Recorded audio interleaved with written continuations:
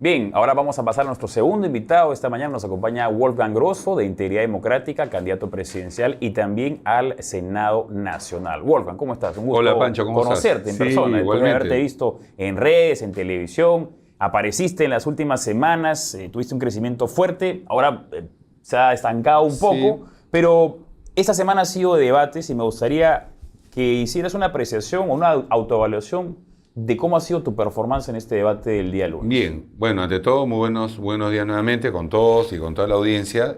Creo que ha sido positivo porque fui a hacer lo que correspondía, presentar las propuestas que dentro de un minuto, porque Sí. es muy difícil, el formato bien complejo. Eso, digo, la gente se ha quejado del formato, claro, ¿no? Un poco desordenado. Sí, un poco desordenado y el tiempo, ¿no? Yo sé que estamos en un espacio fragmentado, pero a ver, si tú quieres escuchar propuestas, dilatas un poco más o aumenta 2 días más, pero aumentas el tiempo en todo caso, ¿no? Un Claro. minuto.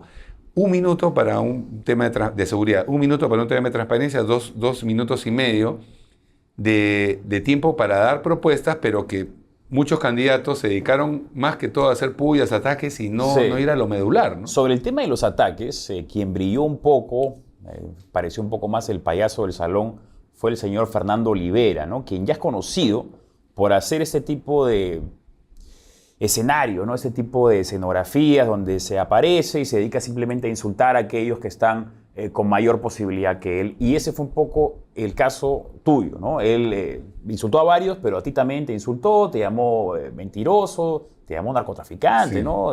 Parecía como si tuviera una especie de obsesión contigo. Sí, bueno, primero, como te decía, yo fui a presentar propuestas y dentro de esas propuestas, cuando este payasito, que solamente saca la cabeza cada 5 años, Sí. se dedicó a lanzar improperios, acusaciones totalmente infundadas, razón por la cual yo estoy presentando una demanda por daños y perjuicios, injuria, calumnia agravada, que se va a ver en los estamentos correspondientes. Este señor quiere tener protagonismo y yo no se lo voy a dar. Simplemente voy a actuar de acuerdo a ley, a lo que corresponde legalmente y como digo, ¿no? Este señor más bien coludido con la corrupción, ¿no? Y coludido con un gobierno en el cual el presidente en este momento está preso por corrupción, no voy a darle tribuna. Yo voy a hacer lo que corresponda dentro del estamento correspondiente y sigo para adelante en las propuestas que tenemos nosotros como partido, ¿no? Luchar y eliminar las lacras, ¿no? De la corrupción y la inseguridad con orden y seguridad precisamente, ¿no? Sí. Tenemos que ir contra estas lacras que lo único que hacen de los partidos del pacto mafioso que se encuentran en este momento enquistados en el poder y contra estos caviares que están haciendo una guerra increíble, atroz, a un peruano, a un patriota, a un peruano que tiene una hoja de vida impecable, que asomó la cabeza y ha venido el ataque peor que la guerra de Irán, de Estados Unidos contra Irán. Pero eso ya te lo esperabas. Tú Sí, sabías sí. que si ibas a ser candidato, en el momento en que comenzaras a crecer, ibas a convertirte en un blanco para los que quieren impedirte que crezcas. Así es, Pancho, pero fíjate, sí, yo lo sabía. Mira, mi familia, amigos, colegas de la Universidad de Lima dijeron, no me te decían, metas. no te metas, ¿no? Entonces yo la respuesta era, ¿cómo no hacerlo si el Perú está así? Porque peruanos de bien como nosotros no hacemos lo que corresponde y dejamos ese espacio nuevamente a estas lacras de este pacto mafioso, a estos caviares que quieren seguir bebiendo la mamadera del Estado a través de estas acciones, ¿no? Y que prácticamente como garrapatas. Y eso tenemos que ponerle fin, Pancho. No podemos permitir... Tú acabas que eso de utilizar dos términos que me llaman la atención que los utilices en la misma frase, que es pacto mafioso y caviares. Porque la palabra pacto mafioso, por lo general, suele ser utilizada por los propios caviares para referirse a algunos partidos políticos del Congreso. Mira. Y la palabra caviares suele ser utilizada justamente por la derecha o a partidos de derecha. Entonces, tú no eres ni uno ni lo otro. No, los dos, o sea, los dos. Ya. Ese pacto mafioso que son precisamente aquellos que están en este momento en el gobierno, que han venido gobierno tras gobierno, prácticamente son los que están causando la desgracia del país, y los otros que son como garrapatas, que están enquistados bajo una posición cómoda, ¿no? Siguen viviendo del Estado y aquellos que los tratan de sacar de su statu quo comienzan a atacarlos, ¿no? Y en este caso, a mí me han agarrado como piñata de matiné, ¿no? Tú no eres ni uno ni el otro. No, ni lo uno ni el otro. Soy un peruano como tú y la mayoría, con una trayectoria impecable, sin ninguna denuncia, investigación, sentencia, un peruano que ha demostrado a lo largo de la vida, ¿no? Con mucha vocación de servicio a trabajar para el Perú y que viene con sus competencias, capacidades, experiencia y valentía a ser parte de ese cambio, rescatar al Perú, como repito, combatir, ¿no? Eliminar estas lacras de la delincuencia y la corrupción que en este momento nos tienen afligidos e ir con propuestas claras, ¿no? Entonces, este peruano, sin ningún patrocinio, nadie está atrás mío, ¿no? No hay ni un billete atrás, no hay nada. Mira, o sea... Tú eres el líder de tu partido. Yo soy el líder, yo fui el fundador del partido que hemos logrado que Integridad Democrática sea inscrita desde cero, Pancho, desde cero, ¿no? Yo le agradezco a Dios, ¿no? Y al final somos instrumentos de Dios. A veces me levanto y me pregunto qué estoy haciendo acá, pero la verdad he llegado a este punto. Hasta hace una semana y media estuve casi en los 4 primeros, vino este ataque atroz por una situación que se presentó y que uno sigue dando la vuelta a la página, pero se han coludido porque se morían de miedo, de terror, que este peruano, sin ningún dinero, sin pauta, haya llegado tanto así. Entonces, los estrategas de las otras organizaciones, este pacto, ¿no? Se estarían jalando los pelos y dirían, ¿cómo este NN ha llegado a esta posición? Bueno, con la fuerza de los jóvenes, que... Tú creciste por ese lado, en las redes comenzaste a crecer bastante. Las redes, porque, Pancho, si no tenías plata y no tenemos plata, entonces a través de las redes, orgánicamente, y mira, y lo veo en las calles, cuando estoy caminando, los chicos y las personas también, contemporáneos, se me acercan y me dicen, Wolfgang, no baje la guardia, resiste, sabemos todo lo que está pasando, nos estamos dando cuenta. Eso es importante y esperemos que en lo que viene casi poco más de 2 semanas, más o menos. 18 días, después de este ataque brutal y más allá de lo que ha pasado, empecemos a escalar y que la población en ese segmento que está convencido que Integridad Democrática es la única opción en este momento precisamente para ir con este pacto y estas lacras y estos caviares, ¿no? Sea la opción que realmente sea una respuesta y ese gran bolsón de indecisos, porque hay más de 57%, 50%. El domingo la encuesta de Datum era 57%, no sabe por quién votar. O sea, tienes una oportunidad en todo caso para buscar. Claro, ¿no? y exacto, y estoy haciendo, yo no descanso nada, Pancho, estoy haciendo ese trabajo de territorio, gracias a Dios hay salud y fortaleza, entonces estoy viajando a Arequipa, estoy evaluando lo de Puno, estamos viendo las bases ahí, a Huancayo, a diferentes sitios, y también Lima, ¿no? Los conos.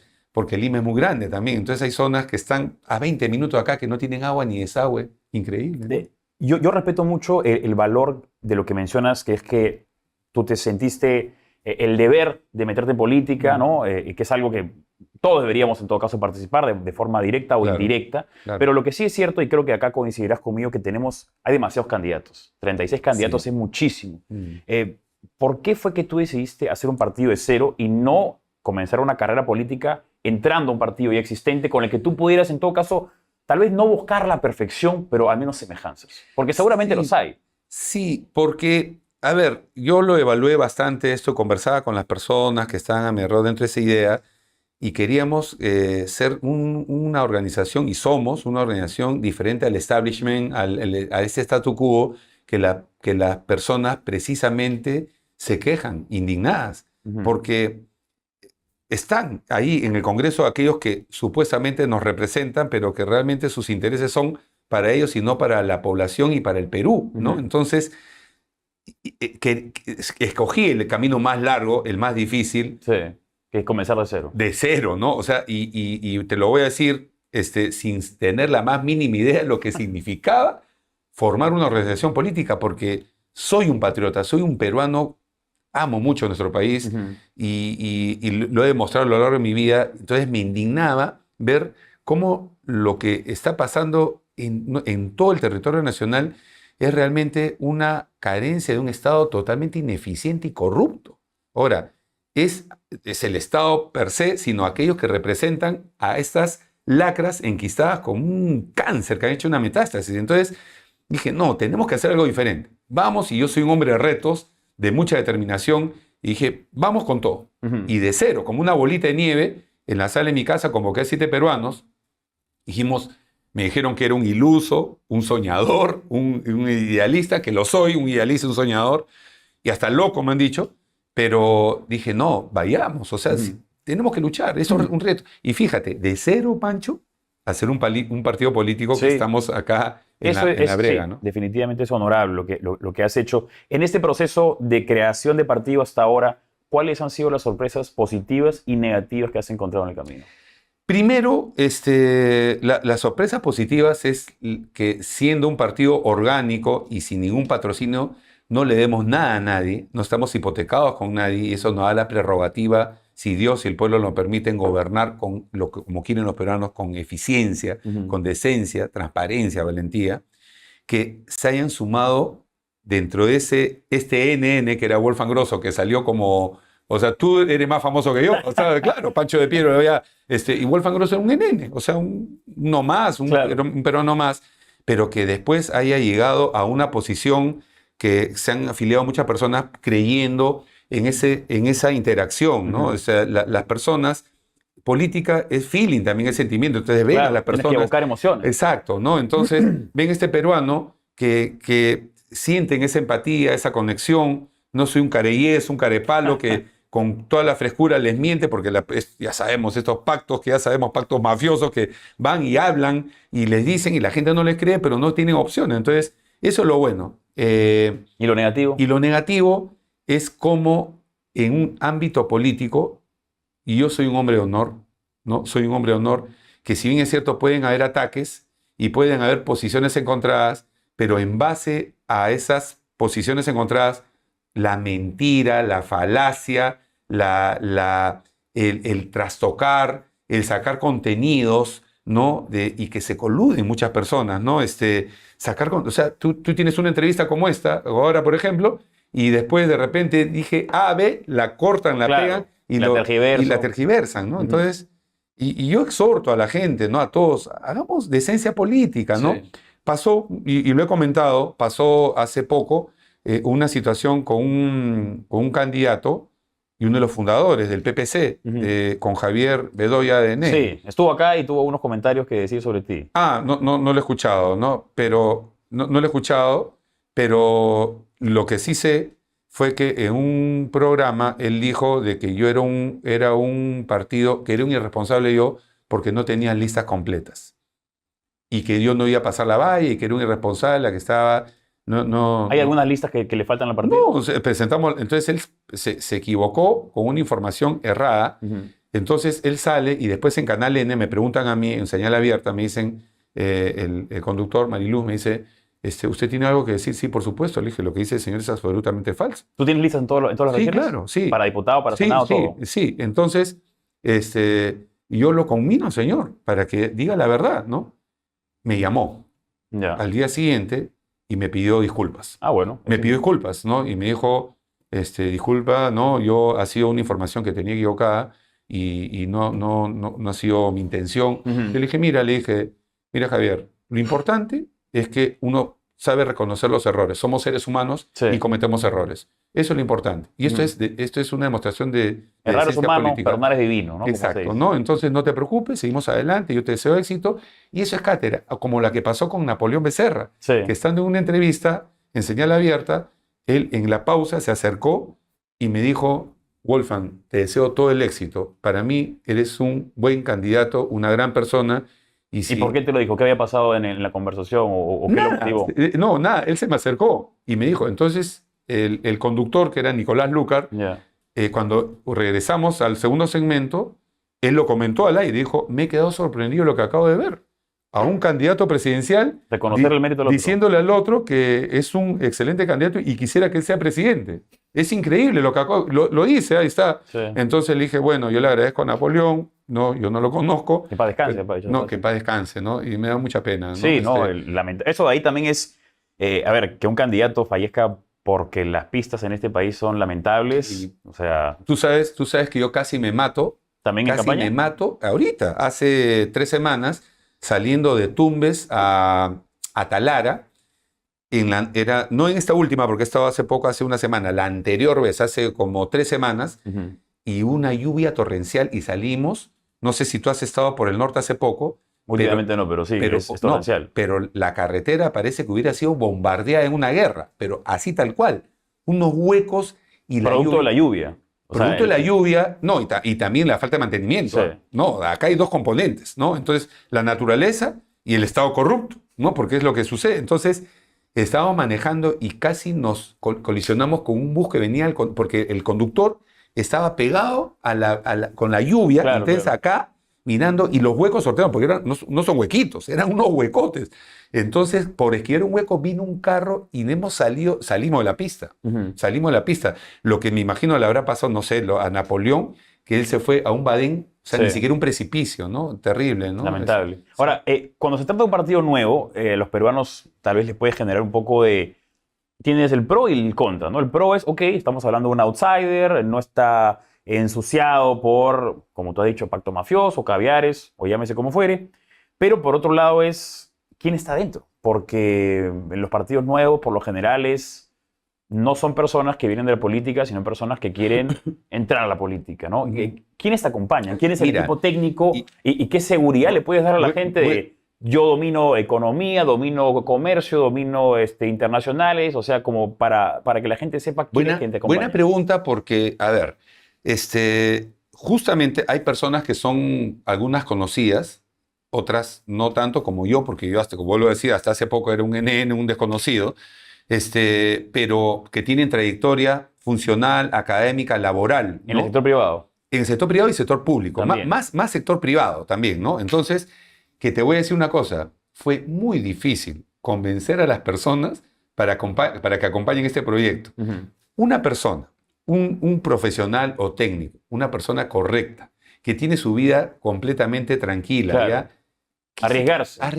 Como yo, porque así, o sea, acá es un tema que ya no solamente es un tema mío, sino un tema familiar, lo que involucra, es terrible esto, y arrastras a todas las personas de tu entorno también a ataques difamatorios, infundados.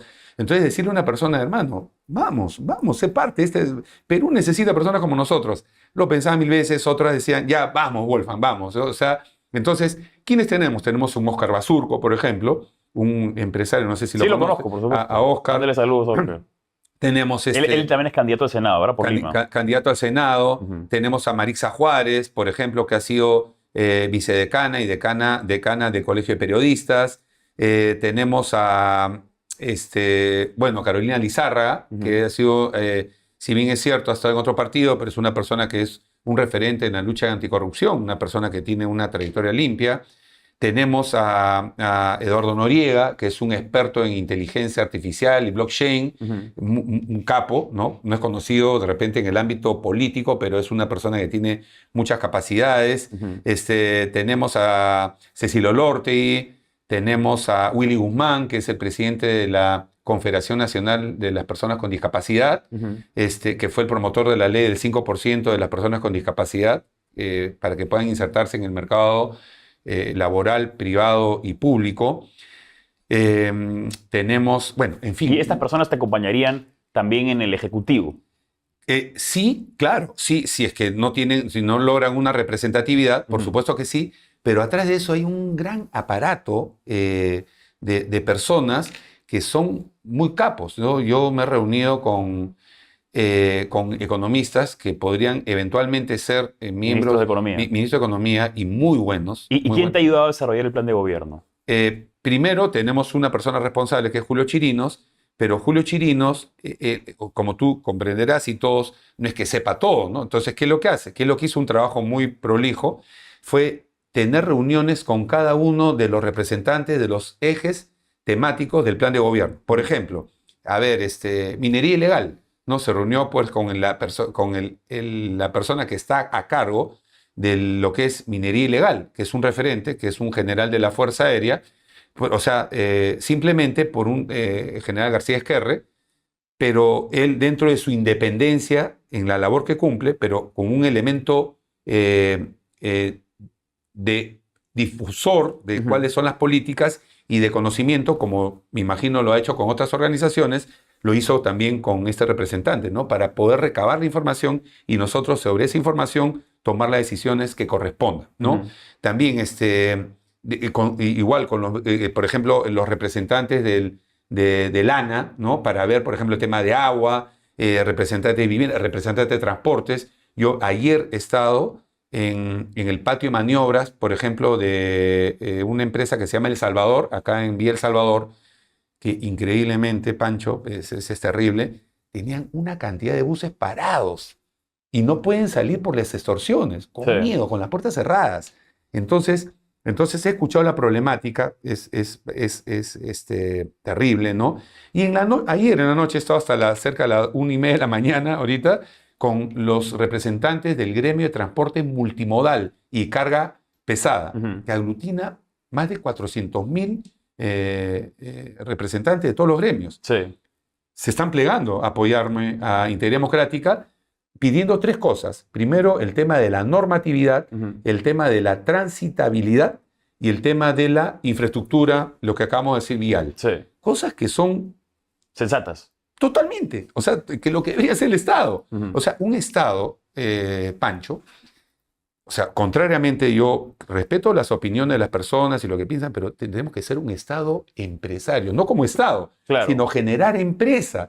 Tenemos que jalar a los inversores, tenemos que generar capital, pero para eso tenemos que ser atractivos. O sea, no ¿quién va a querer invertir en un país donde la inseguridad campea? ¿No? Estamos hablando de estos empresarios transportistas que tienen las unidades paradas, que no saben qué hacer. Un Estado donde ellos, este gremio, por ejemplo, está por cerrar ahorita un contrato con unas empresas que van a proveerles del cambio de buses a buses eléctricos, por ejemplo. ¿No? Ok, ellos lo único que piden es que las normas sean coherentes. Hay una serie de normas, estamos hablando del ATU, por ejemplo, totalmente inoperante y muy, o sea, ya politizado. ¿Qué solución le has planteado tú a los transportistas que son de los gremios más azotados por la inseguridad? Por la inseguridad. Porque, a ver, tenemos candidatos que ofrecen, no, más inteligencia, necesitamos más policía, necesitamos mejores normas, necesitamos mano dura. ¿Cuál es la solución? Porque tenemos a un montón de expertos que dicen... Claro, no, pues ahí campeones son todos, claro, para hablar, ¿no? Muy bien. Está claro que la guerra, porque es una guerra para mí en el frente interno, en el orden interno, la estamos perdiendo frente a esta criminalidad que ha pasado todo parámetro.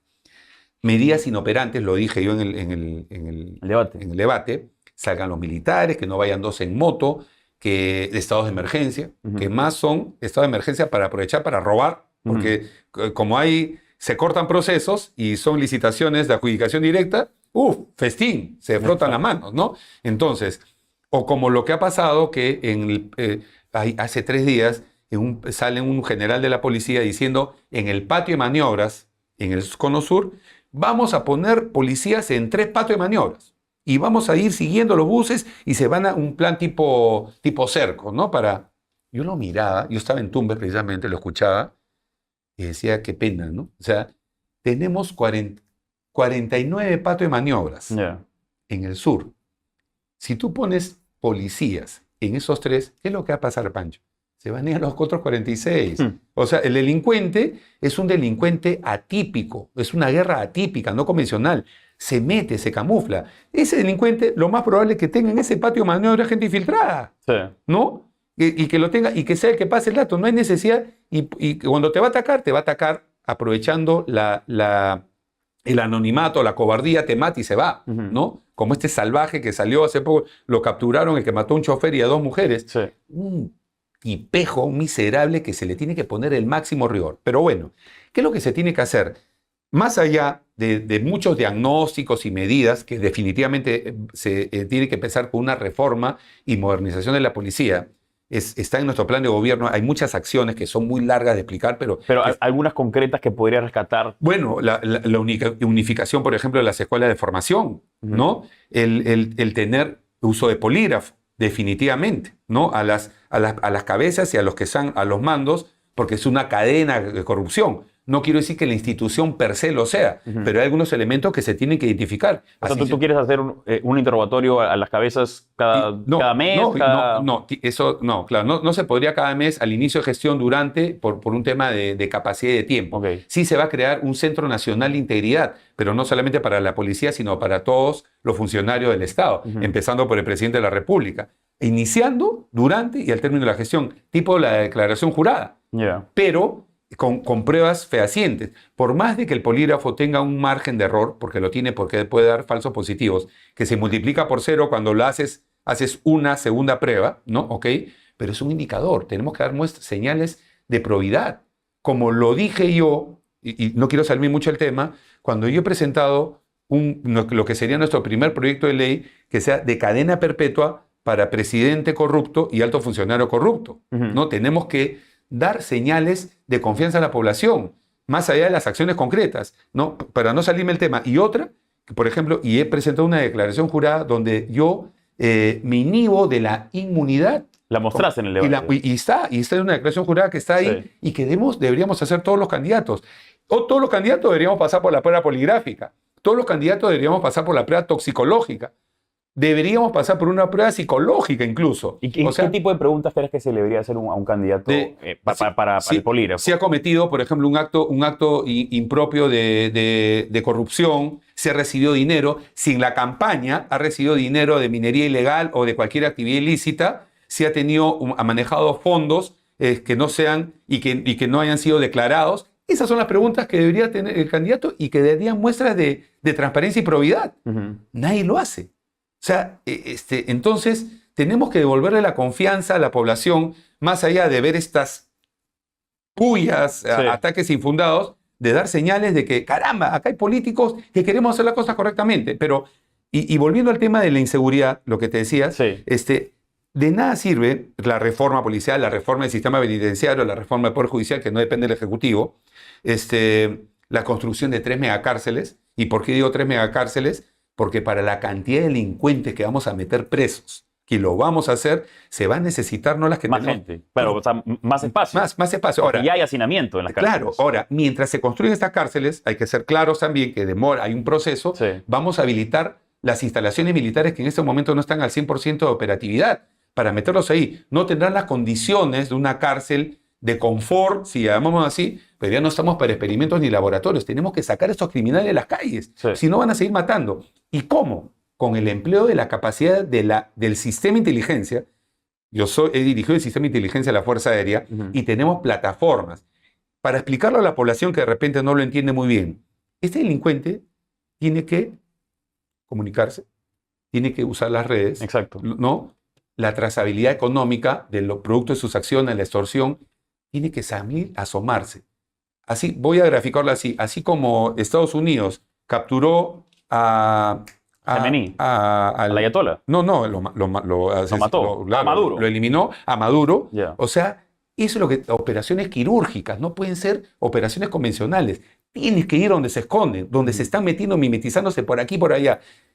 Una organización criminal es como un ente, como un ser. Tiene una cabeza y los brazos que articulan, puntos neurálgicos. Cuando tú le das acá, y no agarras a raterito, al asesino, al que te mata, que es un desaforado, obviamente también que va a pagar, pero cuando tú agarras a la cabeza y estos puntos neurálgicos, estas organizaciones se comienzan a caer.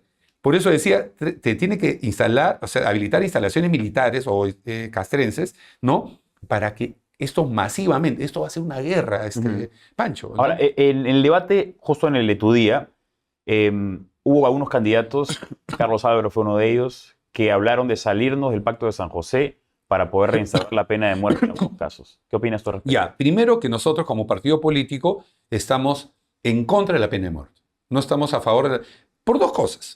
Por un tema de principios, Dios da la vida y Dios la quita.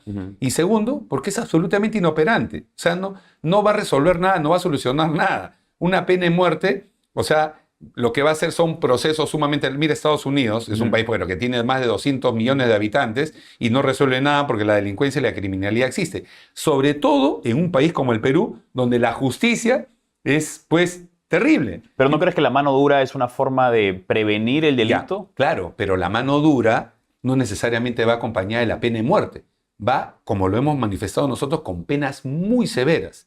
¿Y condiciones carcelarias? Por supuesto. O sea, reducidas. Por supuesto. O sea, mira, por supuesto. O sea, ¿a lo Bukele? ¿O cómo? Mira, 10 veces más que Bukele.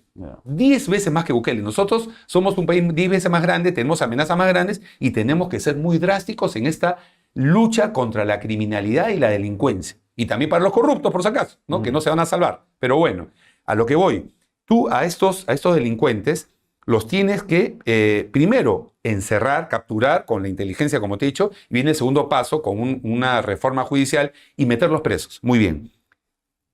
Nada de patio.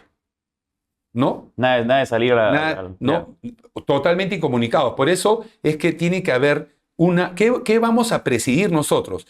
Como país, una propuesta de que haya, conjuntamente con los países, nosotros vamos a liderar un gobierno de integridad democrática, que este pacto, o sea, mejor dicho, esta organización supranacional, que es importante que sea una veedora de los derechos humanos, pero que no sea politizada ni ideologizada, sobre todo, ¿no? Entonces, que sí, es importante que haya un veedor siempre, pero que no haya ninguna ideologización de este organismo supranacional.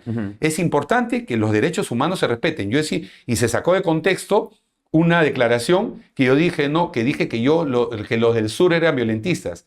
De ninguna manera he dicho eso. ¿Qué cosa fue lo que dijiste? Lo que dije fue que elementos violentistas se infiltran en las manifestaciones y generan todo este caos. Y eso pasa en cualquier parte del país. Claro, o sea, como también he dicho yo que las Fuerzas Armadas y Policía Nacional tienen que tener un uso racional de la fuerza. Es un hecho que han habido mujeres y niños asesinados, pero no se puede generalizar a las Fuerzas Armadas y Policía Nacional, sino a aquellos elementos que hicieron un mal uso de la fuerza.